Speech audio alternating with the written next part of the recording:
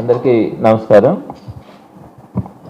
2024 ఎన్నికల ముందు ప్రభుత్వ ఉద్యోగుల్ని చంద్రబాబు నాయుడు గారు కానీ పవన్ కళ్యాణ్ గారు కానీ ఎంతగా రెచ్చగొట్టి మా ప్రభుత్వం కనుక వస్తే మీకు అనేక విధమైనటువంటి మేలు చేస్తామని, వారికి రావాల్సినటువంటి ఫైనాన్షియల్ బెనిఫిట్స్ అన్నీ కూడా వారందరికీ కూడా ఎన్ని అబద్ధాలు మోసాలు చెప్పాలో అన్నీ చెప్పి వారిని నమ్మించి వంచి ఈరోజు అధికారంలోకి వచ్చిన తర్వాత వారిని మోసం చేసినట్టుగా ఏ వర్గాన్ని కూడా మోసం చేయలేదనిపిస్తుంది. ఒక్కటంటే ఒక్క హామీ కూడా నెరవేర్చకుండా, వారికి రావాల్సినటువంటి ఏ బెనిఫిట్ని కూడా ఇవ్వకుండా, పైపెచ్చు ఈరోజు నిన్నటి రోజున ఆంధ్రజ్యోతిలో వచ్చినటువంటి న్యూస్ని కనుక చూస్తే చాలా ఆశ్చర్యం వేసింది. ఈరోజు గవర్నమెంట్ ఎంప్లాయీస్ అంతా కూడా ఉలిక్కిపడేటువంటి పరిస్థితి ఈరోజు మనకు కనపడతా ఉంది. మీ అందరికీ తెలుసు, ఆంధ్రజ్యోతి పేపర్ అన్నది తెలుగుదేశం పార్టీకి సంబంధించి ఒక కరపత్రిక లాంటిది. చంద్రబాబు నాయుడు గారు ఎప్పుడైనా కూడా ఏదైనా ప్రజా వ్యతిరేక నిర్ణయాలు తీసుకోవాలంటే దాన్ని ముందుగా ఆయనకి సంబంధించినటువంటి ఎల్లో మీడియాలో లీకులు ఇవ్వడం, దాన్నంతా కూడా ప్రజల్లోకి బాగా ఎక్కించిన తర్వాత ఆ తర్వాత దాన్ని ఆయన అమలు చేయడం కూడా మనము అంతకుముందు ఆయన ప్రభుత్వంలో చూసినాం, ఇప్పుడు కూడా ఆయన ప్రభుత్వంలో మనం చూస్తూ వస్తూ ఉన్నాం. ఏ ప్రజా వ్యతిరేక నిర్ణయం తీసుకున్నా కూడా ముందుగా ఎల్లో మీడియా ద్వారా లీకులు ఇప్పించి దాన్ని ప్రజల్లోకి అందరికీ తీసుకెళ్లిన తర్వాత ఆయన అమలు చేసేటువంటి పరిస్థితిని మనం గమనిస్తాం. ఆయన నిన్నటి రోజున ఈ పేపర్లో ఆయన అభిప్రాయంగా రాసినటువంటి మాట ఏపీ హెచ్పి. ఏపీ అంటే ఆంధ్రప్రదేశ్, హెచ్పి అంటే హిమాచల్ ప్రదేశ్. అంటే ఆంధ్రప్రదేశ్ హిమాచల్ ప్రదేశ్ లాగా తయారవుతా ఉంది అనే అంశం అనమాట. దాని కింద ఏం రాశారు? ఖర్చుల నియంత్రణ కోసం జీతాలు తగ్గించిన హిమాచల్ ప్రదేశ్. సెకండ్ లైన్లో ఖర్చుల నియంత్రణ కోసం జీతాలు తగ్గించిన హిమాచల్ ప్రదేశ్. ఆర్థికంగా మనము అంతంతే, అంటే ఆంధ్రప్రదేశ్ కూడా. జీతాలు పెన్షన్ల వ్యయం ఏపీలో అత్యధికంగా ఉంది. ఇలాగైతే మనది హిమాచల్ ప్రదేశ్ లాగానే రాష్ట్రాల సొంత ఆదాయంలో ఉద్యోగుల జీతాలు పెన్షన్లదే అగ్రబాట. ఆర్థిక పరిస్థితి ఇలాగే కొనసాగితే ప్రభుత్వ ఆదాయం ఉద్యోగ జీతాలకు కూడా సరిపోదని ఆర్థిక నిపుణులు హెచ్చరిస్తా ఉన్నారు. ఇప్పటికే 70,000 కోట్లు నెలకు ఖర్చు అవుతా ఉంది. కాబట్టి మనం మిగిలిన కొన్ని రాష్ట్రాల్లాగా మనం కూడా ఇబ్బందులు పడుతూ ఉన్నాం. హిమాచల్ ప్రదేశ్లో జీతాలు తగ్గిస్తామని చెప్పి వాళ్ళు ప్రకటించారు. కాబట్టి ఆంధ్రప్రదేశ్లో కూడా అదే పరిస్థితిలో రాబోయే రోజుల్లో ముందుకెళ్లే పరిస్థితి ఉంటుందని చెప్పి నిన్నటి రోజున ఈ పత్రిక చదివిన తర్వాత చంద్రబాబు నాయుడు గారు ఎంత కుట్ర చేస్తా ఉన్నారో ప్రభుత్వ ఉద్యోగుల మీద అన్నది అర్థమవుతా ఉంది. ప్రభుత్వ ఉద్యోగులు పాపం చాలా ఆశ మీద ఉన్నారు. కొత్త ప్రభుత్వం వచ్చిన తర్వాత గత ప్రభుత్వం వైఎస్ఆర్సీపీ ప్రభుత్వం జగన్మోహన్ రెడ్డి గారు రాగానే ఐఆర్ 27% మొట్టమొదటి కేబినెట్ లోనే ఇచ్చారు. మొట్టమొదటి నెల నుంచి కూడా దాన్ని ఇంప్లిమెంట్ చేసినటువంటి పరిస్థితి. అలానే కోవిడ్ టైంలో కూడా ఇంచుమించుగా 2 సంవత్సరాలు మన కష్టాలున్న 1వ తేదీ పెన్షన్ గా నో వర్క్ అయినా కూడా జీతాలు ఇచ్చినటువంటి పరిస్థితి. అన్ని కష్టాల్లో కూడా 23% పిఆర్సీ ఇచ్చినటువంటి పరిస్థితి. ఉద్యోగులకు కానీ ఉపాధ్యాయులకు కానీ అనేకమైనటువంటి ప్రమోషన్స్, ప్రతి రంగంలో కూడా ప్రమోషన్స్, ఈ విధంగా ఇచ్చినటువంటి ఘనత ఆ రోజు వైఎస్ఆర్సీపీది అయితే అంతకంటే మంచి జరుగుతుంది అని చెప్పి ఈ టీడీపీ ప్రభుత్వాన్ని నమ్ముకుంటే 2 సంవత్సరాలు అయింది. ఈ రోజుకి ప్రభుత్వం వచ్చి సుమారుగా ఏ ఒక్కటి కూడా మంచి జరిగేటువంటి పరిస్థితి లేదు. అత్యంత దారుణమైనటువంటి పరిస్థితిలో ఉన్నాం.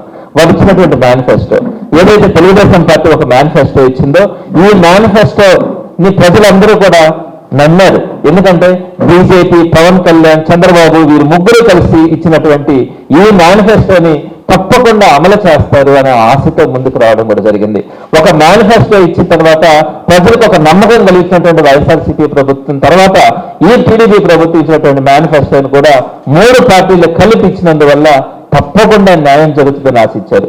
దీంట్లో ఏమని రాస్తున్నారు? ఉద్యోగులకు సంబంధించి సిపిఎస్, జిపిఎస్ విధానాన్ని సమీక్షించి ఆమోదయోగ్యమైన పరిష్కారానికి కృషి చేస్తాం. అంటే ఓపీఎస్ తీసుకురావడానికి దానికి దగ్గరగా ఈ సిపిఎస్ కానీ జిపిఎస్ కానీ ఈ రెండింటిని కూడా కాకుండా ఓపీఎస్ కి దగ్గరగా తీసుకొని వస్తామని చెప్పడం కూడా జరిగింది. అలానే ఉద్యోగులకి మెరుగైన పిఆర్సీని అమలు చేస్తామని చెప్పారు. 2వ పాయింట్గా పిఆర్సీ విషయంకి వచ్చేటప్పటికి 2023 ఆగస్టు 1వ తారీఖున గత పిఆర్సీ టర్మ్ కూడా ముగిసింది. ఆగస్టు 1వ తారీఖు నుంచి కొత్త పిఆర్సీ వేయాల్సినటువంటి పరిస్థితి.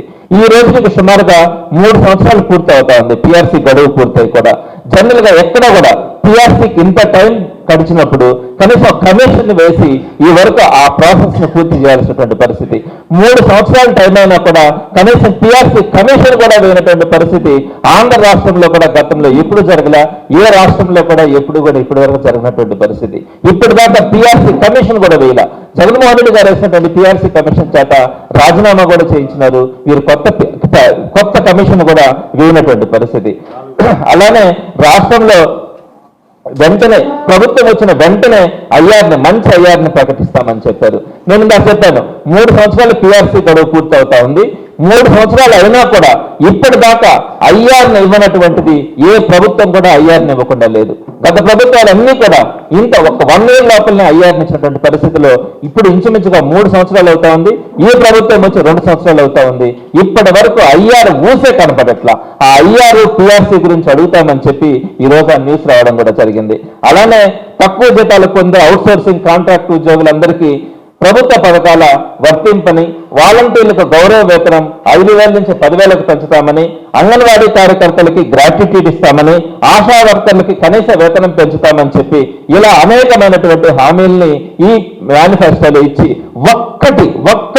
ఒక్కటి కూడా నెరవేర్చినటువంటి ప్రభుత్వం ఏదైనా ఉంది అంటే ఈ టీడీపీ ప్రభుత్వమే. పైపచ్చు బకాయిలు కూడా చెల్లిస్తామని చెప్పి దీంట్లో మెన్షన్ చేస్తారు. మీ ప్రభుత్వం వచ్చేటప్పటికి సుమారుగా 20,000 కోట్ల బకాయిలు ఉంటే ఈ రోజుకి మీ ప్రభుత్వం వచ్చిన తర్వాత అవి చెల్లించకపోగా వారి బకాయిలు పెరిగి 35,000 కోట్ల రూపాయలు రోజు బకాయిల్ని మీరు పెట్టినటువంటి పరిస్థితి కనపడతా ఉంది. ఆ విధంగా మీరు మేనిఫెస్టోలో చెప్పింది కానీ సాధారణంగా ఉద్యోగులకు రావాల్సినటువంటి హక్కుల ద్వారా కలిగేటువంటి ప్రయోజనాలు కానీ ఏ ఒక్కటి కూడా ఈ రోజుకి మీరు నెరవేర్చకుండా ఈ రోజు ప్రభుత్వ ఉద్యోగుల్ని మోసం చేసినటువంటి పరిస్థితి మీకు కనపడతా ఉంది.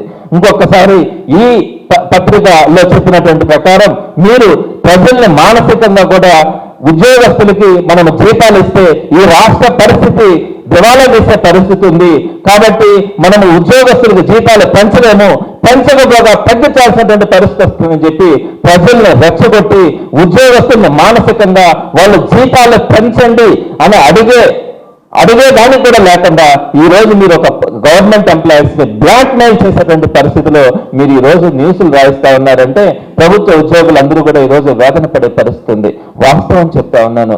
ఈ రోజు రేట్లు పెరిగిన తర్వాత చాలా మంది ఉద్యోగులకి తగినటువంటి జీతాలు లేక ఇబ్బందులు పడే పరిస్థితుల్లో మీ ప్రభుత్వం వచ్చిన తర్వాత ఈ ఐఆర్ కానీ పిఆర్సీ కానీ అరియర్స్ విషయంలో న్యాయం చేస్తామని మీరు అనుకుంటే ఈ రోజు ఉన్న జీతాలను తగ్గించాలా, హిమాచల్ ప్రదేశ్ లో ఏదైతే ఉన్న జీతాలను తగ్గించినారో ఇక్కడ కూడా అదేవిధంగా జీతాలను తగ్గించాలనే ఆలోచన మీరు దీంట్లో రాస్తున్నారంటే మీరు ఈ నిర్ణయం కనుక తీసుకోవాలని ఆలోచిస్తే ప్రభుత్వ ఉద్యోగులు మిమ్మల్ని ఉపేక్షించే పరిస్థితి కూడా ఉండదు. ఈ రోజు ఐఆర్ విషయంలో కానీ పిఆర్సీ విషయంలో కానీ ప్రభుత్వ ఉద్యోగులంతా కూడా ధర్నా చేయాలని సమ్మె చేయాలని ఆలోచించే క్రమంలో మీరు 2 రోజుల క్రితం ఉద్యోగ సంఘ నాయకుడిని మీరు టెర్మినేట్ చేసేటువంటి పరిస్థితి కూడా మనం చూసినాం. ఎందుకని వీటన్నిటిని కూడా ఆపాలా, ఎక్కడా కూడా ఇట్లాంటి కార్యక్రమాలు జరగకూడదన్న ఆలోచనతో మీరు ఆ రోజు టెర్మినేట్ చేసినప్పుడే అనుకున్నాం ఏదో ఉద్యోగస్తులకు సంబంధించి వీళ్ళు ఒక కఠినమైనటువంటి నిర్ణయాలు తీసుకోబోతా ఉన్నారు. దీన్ని మాట్లాడకుండా చేయడానికి ఈ టెర్మినేషన్ కానీ కొన్ని వేల మంది ఉద్యోగుల్ని మీరు విఆర్లో కానీ అలానే సస్పెన్షన్ లో కానీ మీరు పెట్టినారంటే మీరు ఎవ్వరు కూడా మాట్లాడే పరిస్థితి లేకుండా తయారు చేయడానికి మీరు ఈ రోజు తీసుకుంటున్నటువంటి ముందస్తు చర్యలుగా వాటన్నిటిని కూడా భావిస్తా ఉన్నారు. ఇదే విధంగా మీరు ఇంకొక విషయం కూడా చెప్పాలా. ఆ రోజు జగన్మోహన్ రెడ్డి గారు అన్ని సంక్షేమ పథకాలు మీ నోటి మీద మీరే చెప్పారు.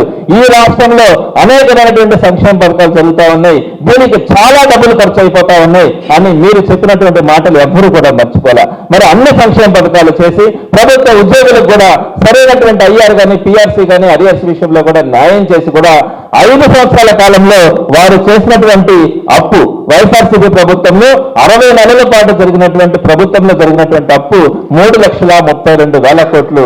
ఆ 5 సంవత్సరాల టెన్యూర్లో అన్ని డెవలప్మెంట్స్ చేసిన నాడు నేడు కావచ్చు, పోర్టులు కావచ్చు, ప్రతి విషయంలో కూడా అనేకమైనటువంటి డెవలప్మెంట్స్ చేసిన కేవలం 3,32,000 కోట్లు కోవిడ్ని మనం ఎదుర్కొన్నా కూడా చేసినటువంటి అప్పు అది మాత్రమే. అయితే ఈ రోజు 2 సంవత్సరాలు కూడా ఈ టీడీపీ ప్రభుత్వం పూర్తి కాల కేవలం 22 నెలలలోనే 3,56,655 కోట్ల రూపాయలను అప్పు తీసుకోవడం కూడా జరిగింది. ఈ వారంలో కూడా అప్పులు చేస్తారు. హైయెస్ట్ రేట్ ఆఫ్ ఇంట్రెస్ట్ తో పక్కన మహారాష్ట్ర 7.55% రేట్ ఆఫ్ ఇంట్రెస్ట్ తీసుకుంటే ఈ ప్రభుత్వం 7.79, 7.81% రేట్ ఆఫ్ ఇంట్రెస్ట్ లెక్కన ఈ ప్రభుత్వం ఈ వారంలో కూడా సుమారుగా 4,500 కోట్లు ఈ వారంలో కూడా అప్పు చేయడం కూడా జరిగింది. ఈ విధంగా ప్రతి వారం కూడా వేల కోట్ల రూపాయలను అప్పులు చేస్తూ దోచుకుంటున్నటువంటి తెలుగుదేశం పార్టీ అటు సంక్షేమ పథకాలు ఇవ్వాలన్నా, విద్య కానీ, వైద్యం కానీ, ఆరోగ్యం గురించిలో కానీ, అదేవిధంగా వ్యవసాయం గురించి కానీ, చివరికి వచ్చేటప్పటికి ఎంప్లాయీస్ విషయంలో కూడా వాళ్ళ కడుపు కొట్టి వీళ్ళు మాత్రం కోట్ల రూపాయలు దండుకుంటున్నటువంటి పరిస్థితి. అమరావతి విషయంలోకి వచ్చేటప్పటికి 55,000 కోట్ల రూపాయల పనులు ప్రారంభిస్తా ఉన్నామని చెప్పి మీరు టెండర్లు ప్రారంభించి వారందరికీ కూడా మొబిలైజేషన్ ఫండ్ కింద 10% అంటే 5,500 కోట్ల రూపాయలను శాంక్షన్ చేసి ఆ 5,500 కోట్ల నుంచి 8% మీరు కమిషన్ తీసుకున్నారు. అంటే 4,400 కోట్ల రూపాయలని మీరు కమిషన్ రూపంలో తీసుకున్నారు. ఇన్ని వేల కోట్ల రూపాయలు ఈ రోజు అవినీతి జరుగుతూ ఉందంటే ఎక్కడ కూడా ఈ రోజు ఈ పరిస్థితులు ఎందుకు వచ్చినాయి? ఇంత అప్పులు చేయాల్సినటువంటి పరిస్థితి ఎందుకు వస్తా ఉంది? మీరు అభివృద్ధి చేయడంలా, సంక్షేమం చేయడంలా. అభివృద్ధి అంటే మీ దృష్టిలో కేవలం అమరావతి అన్న దాంట్లో మీరు చేసేటువంటి అప్పులు కానీ, అక్కడ వ్యర్థమైనటువంటి మీరు చేస్తున్నటువంటి పనులు అందరికీ కూడా ఈరోజు రాష్ట్రంలో అర్థమైనాయి. ఎక్కడ కూడా స్టేట్ లో మీరు చూడండి, డెవలప్మెంట్ అన్నదే కనిపించట్లా. రియల్ ఎస్టేట్ లేదు, కన్స్ట్రక్షన్ లేదు, పేదవారి దగ్గర మనీ రొటేషన్ లేదు.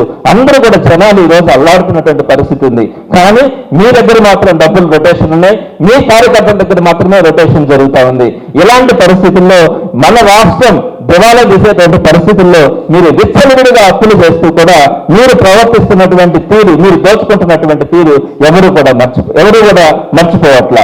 ఒక పక్క చూస్తే ఇన్ని డిప్యూటీ సీఎం కానీ, సీఎం కానీ, అదేవిధంగా లోకేష్ కానీ ప్రతి ఒక్కరికి కూడా స్పెషల్ ఫ్లైట్స్ కానీ, ప్రత్యేక హెలికాప్టర్స్ లో వాళ్ళు ఎక్కడికి పోవాల్సిన కూడా పోయేటువంటి పరిస్థితుల్లో ఈ రోజు విచ్చలవిడితనం కనపడతా ఉంది. అలానే మొన్న ఒక రోజు యోగా డే చేస్తే దానికి 300 కోట్ల రూపాయలు ఖర్చు పెట్టేటువంటి పరిస్థితి కేవలం ఒక్క రోజు ఒక గంట పాటు చేసినటువంటి కార్యక్రమానికి. అలానే పెన్షన్ పేరుతో ప్రతి నెల కూడా పెన్షన్స్ ఇచ్చే కార్యక్రమంలో సీఎం కానీ, మంత్రులు కానీ, ఎమ్మెల్యేలు కానీ విచ్చలవిడిగా డబ్బులు ఖర్చు పెడుతూ ఆ 1వ తేదీ పెన్షన్ కార్యక్రమాన్ని అట్టహాసంగా 22 నెలలు పూర్తయినా కూడా ఈ రోజుకి కూడా అదే పరిస్థితులు కొనసాగుతూ వస్తూ ఉంది. ఇదే విధంగా మొన్న చూస్తే కూడా మంత్రులు చూస్తే కోట్ల రూపాయలు ఖర్చు పెట్టి సింగపూర్ పర్యటనలకు వెళ్ళడం, విదేశీ పర్యటనలకు వెళ్ళడం, ఇలాంటి విచ్చలవిడితనం మీ దగ్గర కనపడతా ఉంది. కానీ అంటే సంక్షేమ పథకాలు కానీ, ఇలా ఉద్యోగస్తులకు సంబంధించి వాళ్ళకు రావాల్సినటువంటి కనీసమైనటువంటి హక్కుల ద్వారా లభించేటువంటి ఆర్థిక ప్రయోజనాలు కానీ మీరు ఇవ్వకుండా వాటిని మోసం చేస్తా ఉన్నటువంటి పరిస్థితి ఈ రోజు కనపడతా ఉంది. మీరందరూ కూడా ఆలోచించాలా, ఉద్యోగస్తులందరూ కూడా ఆలోచించాలా. ఈ ప్రభుత్వం కనుక ఇదే పరిస్థితుల్లో కనుక కొనసాగితే ఉద్యోగస్తులు రాబోయే రోజుల్లో తీవ్రమైనటువంటి పరిస్థితులు కూడా ఎదుర్కోవాల్సి వస్తుంది. అందరూ కూడా ఒక మాట మీదకి రావాల్సినటువంటి పరిస్థితి. మాట్లాడితే వారందరినీ కూడా సస్పెండ్ చేయడం కానీ, టెర్మినేట్ చేయడం కానీ జరిగే పరిస్థితులు ఉన్నాయి. కాబట్టి అందరూ కూడా ఏక తాటి మీదకి రావడం కానీ, ముక్త కంఠంతో కానీ వారికి కావాల్సినటువంటి డిమాండ్స్ అన్ని కూడా నెరవేర్చుకునే క్రమంలో ముందుకు రావాల్సిన అవసరం ఉంది. వైఎస్ఆర్సీపీ తప్పకుండా కూడా జగన్మోహన్ రెడ్డి గారు ఇప్పటికీ అనేక సందర్భాల్లో కూడా చెప్పడం జరిగింది. మనం రాబోయే రోజుల్లో ఉద్యోగులకు కానీ, ఉపాధ్యాయులకు కానీ, కార్మికులు కానీ వీరందరికీ కూడా తగినటువంటి న్యాయం జరిగేలాగా రాబోయే ప్రభుత్వంలో వైఎస్ఆర్సీపీ వారికి అండగా ఉంటుందని కూడా తెలియజేయడం జరిగింది. అలానే మీరు ప్రధానంగా ఆప్కాస్ ఎంప్లాయీస్ ని ఎంత వేధిస్తా ఉన్నారో మీకు ఇష్టం వచ్చినట్టుగా వారందరినీ కూడా తొలగించడం కానీ, వారికి మీరు ఏం చెప్పారు? ఆప్కాస్ ఎంప్లాయీస్ అందరికీ మీ గవర్నమెంట్ స్కీమ్స్ అన్నింటినీ కూడా ఇంప్లిమెంట్ చేస్తామని చెప్పినారు. ఈ రోజు ఒక్క గవర్నమెంట్ స్కీమ్ కూడా వారికి చాలని జీతాలతో ఉన్నారు. ఎప్పుడు ఎవరిని టర్మినేట్ చేస్తారో కూడా తెలియనటువంటి పరిస్థితి. అలానే కాంట్రాక్ట్ ఎంప్లాయీస్ గురించి ఆ రోజు జగన్మోహన్ రెడ్డి గారు వారందరినీ పర్మనెంట్ చేయడానికి జీవో తీసుకొని వస్తే దాన్ని కూడా ఇంప్లిమెంట్ చేయకుండా వారందరినీ కూడా మీరు రోడ్డును పెట్టినటువంటి పరిస్థితి కనపడుతుంది. కాబట్టి ఈ రోజు ఎంప్లాయీస్ అందరూ కూడా కడుపు మండేటువంటి పరిస్థితి ఉంది. మీ ఏదైతే నిర్ణయం ఉందో ఈ రోజు హిమాచల్ ప్రదేశ్ ను మేము ఫాలో అవుతా ఉన్నామని చెప్పి మీరు లీకులు ఇచ్చినారో దీనిని కనుక అమలు చేయాలని చూస్తే మాత్రం తీవ్రమైన పరిణామాలు ఎదుర్కోవాల్సి వస్తుంది. అదేవిధంగా ఏదైతే ఎంప్లాయీస్ కి ఇమీడియట్ గా ఐఆర్ని ఇవ్వడం కానీ, మీరు చెప్పినటువంటి 30% ఐఆర్ని ఇవ్వడం కానీ, టీఆర్సీ కమిషన్ వెంటనే వేయడం కానీ, అలానే వారికి రావాల్సినటువంటి అరియర్స్ ని విడుదల చేయడం కానీ, ఇవన్నీ కనుక చేయకపోతే రాబోయే రోజుల్లో ఉద్యోగుల పక్షాన వైఎస్ఆర్సీపీ పోరాటం చేయడం జరుగుతుంది. తప్పకుండా ఈ ప్రభుత్వాన్ని నిలబెట్టడం కూడా జరుగుతుందని తెలియజేస్తా ఉన్నాను.